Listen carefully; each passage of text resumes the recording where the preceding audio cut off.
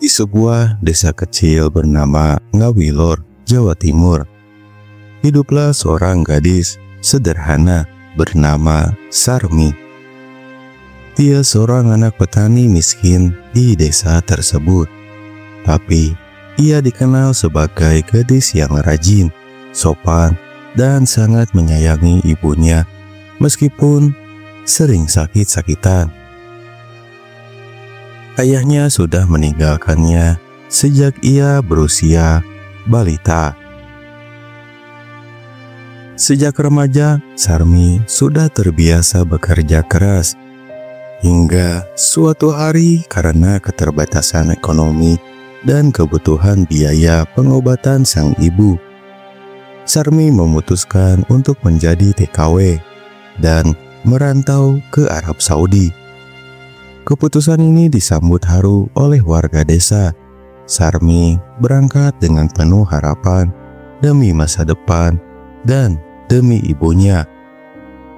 Setibanya di Riyadh, Arab Saudi, Sarmi bekerja sebagai pembantu rumah tangga di rumah keluarga kaya raya.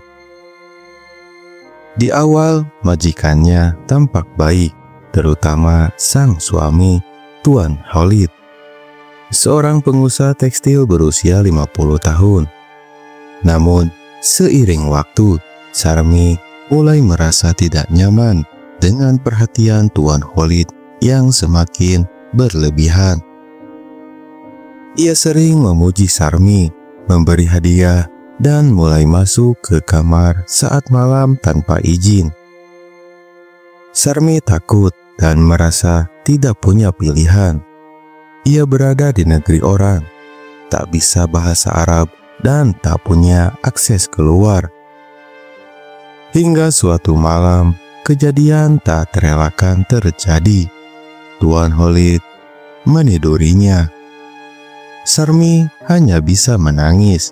Ia tak berani melawan karena diancam akan dipulangkan tanpa gaji atau dituduh mencuri. Beberapa minggu setelah kejadian, Sarmi merasa tubuhnya berbeda. Ia mual, lemas, dan akhirnya sadar ia telah hamil. Ketika majikannya tahu, reaksi mereka sangat marah. Tuan Khalid menyangkal dan memfitnah Sarmi telah melakukan hubungan gelap dengan pria lain.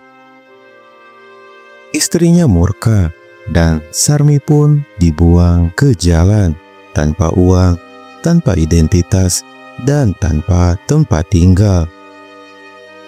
Sarmi terlunta-lunta di jalan Riyadh. Ia tidur di emperan toko, makan dari sisa makanan, dan mengalami pelecehan dari para tunawisma yang berada di sana. Hari demi hari, kehamilannya semakin membesar. Ia sering pingsan dan hampir keguguran. Di saat titik terendah itu, Sarmi bertemu dengan seorang perempuan paruh-baya asal Sudan bernama Fatimah yang mengajaknya tinggal bersama di apartemen kecil yang sederhana. Fatimah yang dulunya juga pernah mengalami hal yang sama. Akhirnya, dia rela merawat Sarmi seperti anaknya sendiri. Ia mengajari bahasa Arab, memberi makanan, dan membawanya ke klinik gratis milik relawan setempat. Setelah beberapa bulan, Sarmi akhirnya melahirkan seorang bayi laki-laki dengan selamat. Bayi itu diberi nama Ahmad Junaidi. Meski penuh luka dan penderitaan, saat memeluk anaknya, Sarmi menangis bukan karena sedih, tapi karena merasa hidupnya kembali punya arti. Namun cobaan belum selesai. Polisi Arab datang ke rumah Fatimah karena laporan tetangga. Sarmi ditahan karena tak punya dokumen resmi. Ia nyaris dideportasi. di tahanan, Sarmi hanya bisa menangis memeluk bayinya. Namun, keajaiban terjadi. Seorang relawan kemanusiaan asal Indonesia bernama Ustadz Bahar yang mendengar kisah Sarmi dari Fatimah datang dan memperjuangkan kasusnya.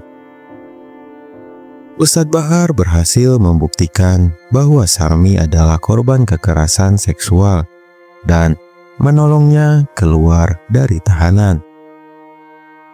Hingga akhirnya majikan yang melakukan perbuatan kejam itu kepada Sarmi, mereka pun ditangkap dan dijatuhi hukuman yang sangat berat.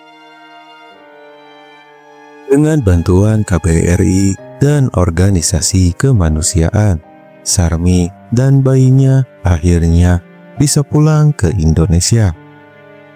Ia disambut dengan tangis haru oleh warga desanya.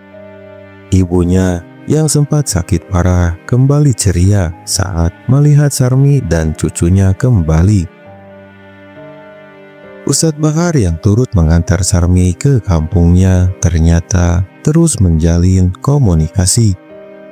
Beberapa bulan kemudian, Ustadz Bahar datang kembali ke desa dan melamar Sarmi. Ia menerima dengan air mata haru. Kini, Sarmi hidup bahagia bersama Ustadz Bahar dan putranya. Ia membuka sebuah warung kecil dan aktif dalam kegiatan sosial untuk membantu para mantan TKW yang mengalami trauma serupa. Dari pengalaman pahit yang nyaris merenggut hidupnya, Sarmi justru menemukan makna kehidupan, keimanan, dan cinta sejati. Tak semua yang pahit harus berakhir dalam kesedihan. Kadang dari luka yang terdalam tumbuh harapan yang paling kuat. Jangan pernah meremehkan kekuatan doa, dan jangan pernah berhenti percaya bahwa keajaiban bisa datang bahkan di saat kita merasa paling tidak berdaya.